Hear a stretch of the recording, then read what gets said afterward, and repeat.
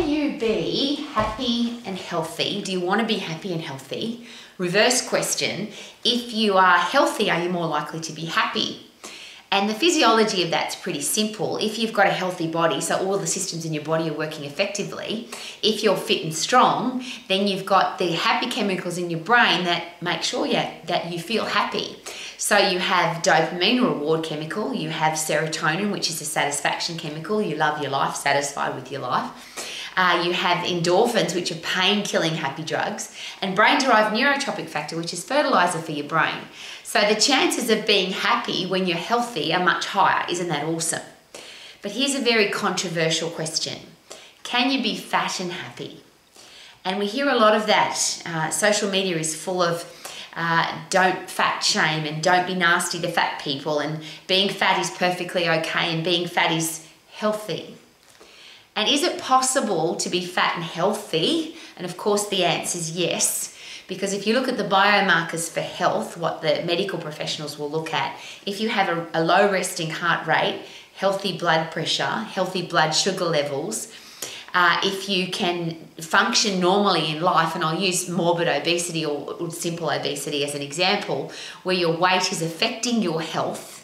If your weight is not affecting your health, so you have all the normal biomarkers of a healthy person, then can you be fat and healthy? And of course the answer is yes.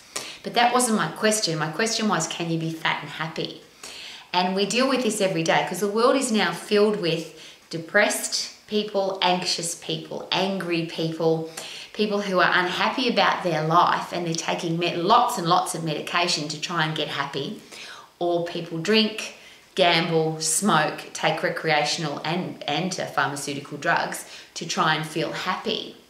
So what happens to your body if you carry around too much or excess fat? So subcutaneous fat that sits between your muscle and your skin, the lumpy stuff that you can see. And then there's visceral fat, which is the fat that sits inside, but people call it belly fat, the fat that sits inside your internal cavity here and it's there to support your internal organs.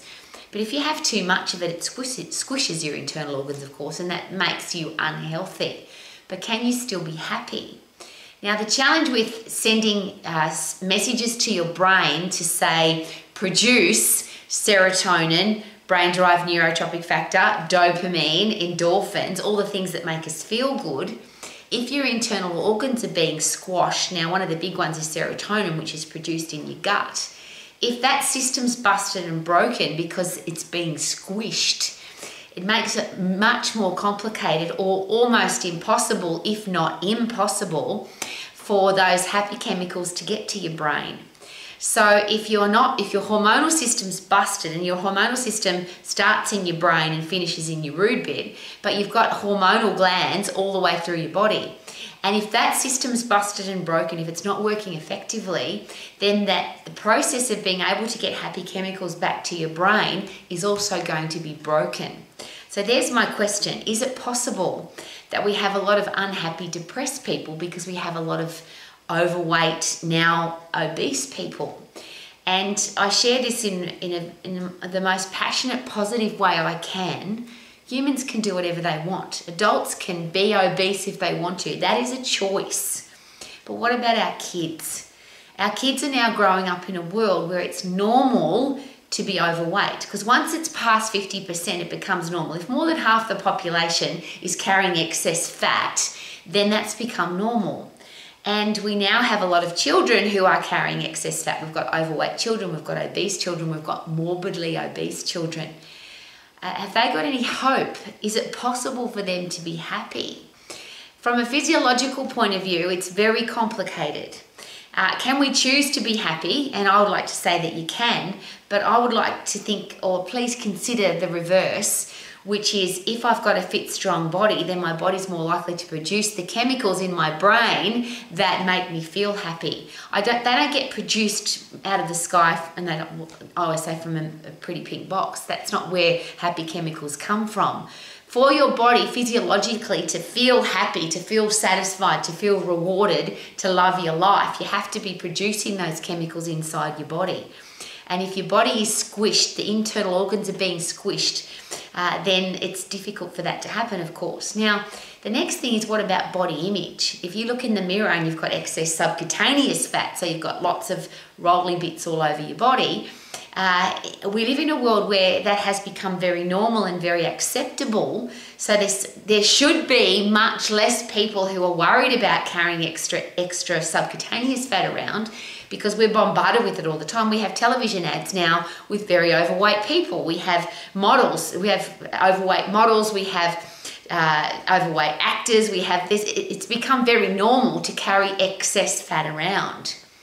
But that's irrelevant, really, because it's not about other people and what other people do and what celebrities do and sports people do and what models do. It's about you. How do you feel if you're carrying excess fat around? If you look in your mirror and you don't like what you see, does that affect your mental health? Does that affect your well-being? Does that affect the way you feel about yourself, which is your self-esteem and self-confidence? And if you've got low self-esteem and low self-confidence, what happens to your ability to take on challenges, apply for a new position in your career path, be good at your career path? Because study and education and learning and not caring what other people think, that all comes from having a good self-esteem and self-confidence to want to get better at what you do.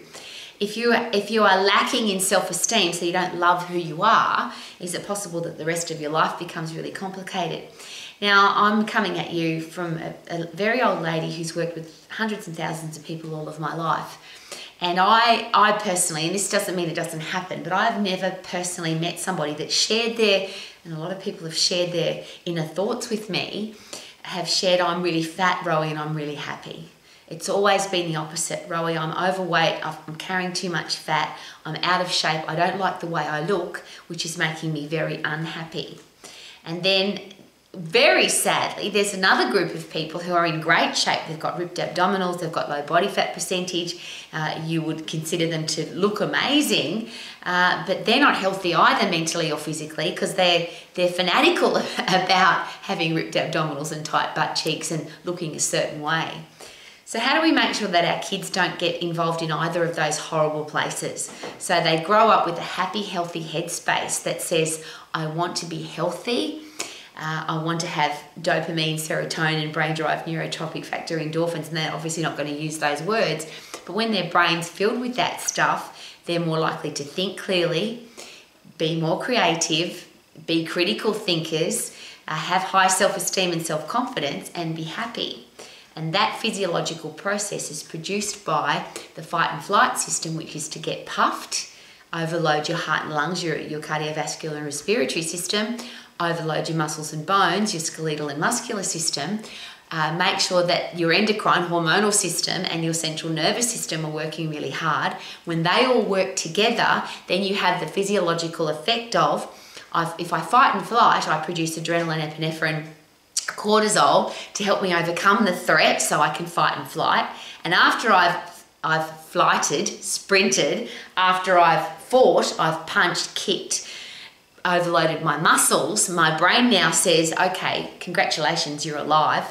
You've overcome a threat, dopamine. You should be very satisfied that you're alive, you're not dead, serotonin. Brain-derived neurotropic factor is the fertilizer that makes all of that system work more effectively. And the really interesting one is the myokine system, which is the message from the muscle back to the brain to say, we've been overloaded, you've made us work really hard, you put us under threat, there was a challenge, for next time we've got to be better. So there's a message that goes back to your brain to say you've got to be better for next time. So the whole system works really effectively when you're fit and strong. When you're weak and frail, that's when things break down. So if you are fit and strong and fat, perhaps it doesn't matter. But if you're weak and frail and fat, is it possible that you can't be happy? And I'm just asking that as an old lady in my begging position, because I don't want that for our kids. I don't want our kids to have coronary heart disease, type 2 diabetes, osteoporosis, depression, most cancers, and all of that's caused by, if you ask the medical professionals, caused by our inactivity and what we put in our mouth. So I would like to be the living, breathing example for our kids to be healthy, fit and strong, to be happy. And that means I have to live as a fit, strong person. I have to get puffed to get fit. I overload my muscles and bones to be strong. I want a happy, healthy brain so that our kids know that it's possible. I want people to look into this old lady's life and say, hey, look at that old lady. She's fit, she's strong, she's healthy, she's happy. I need our kids to have examples of fit, strong and happy. And if you're not fit, strong and happy and you are a parent, a teacher, a coach, a boss or a leader, could it be something to consider that if we want to have a future for our kids to grow up in, a world where it's not normal to be fat, it's not normal to be unhealthy, it's not normal to be depressed, and at the moment it has become very normal, and I don't think that that's fair for our kids. What do you think? If you want to live your life to the max, do you need to be fit and strong? Great question.